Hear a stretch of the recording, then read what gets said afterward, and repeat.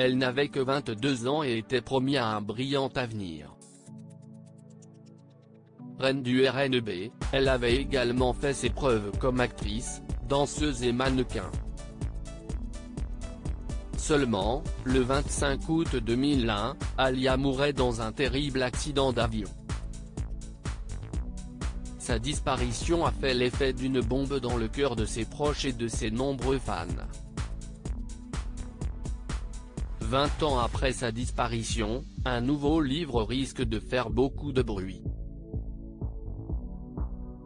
Pour cause, une biographie sur la chanteuse publiée par la journaliste Cathy Andoli et intitulée Baby Girl, Better Known as Alia, va livrer le témoignage d'un nouveau témoin clé. En effet, le livre révèle qu'Alia ne voulait pas monter dans l'avion qui lui a coûté la vie. C'est un témoin oculaire qui avait préféré rester silencieux pendant toutes ces années qui a finalement eu envie de dire ce qu'il avait vu et entendu juste avant que la star ne monte dans l'avion.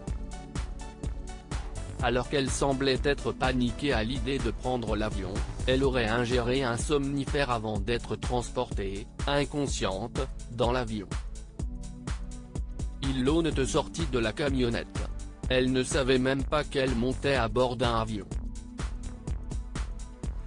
Elle est allée dans l'avion endormie, a-t-il ainsi déclaré comme le rapporte le Daily Mail. De quoi est morte Alia? Avant même que l'appareil parvienne à décoller, il s'est scratché en raison de la mauvaise répartition du poids dans le bimoteur. Tous les passagers présents à bord sont morts, y compris la célèbre chanteuse.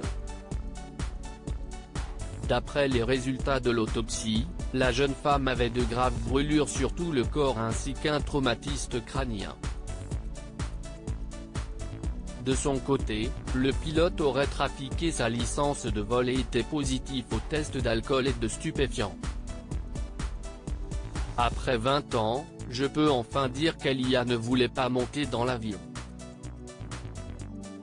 Cela me fait me sentir un peu mieux, mais pas beaucoup. Cela ne devait pas arriver.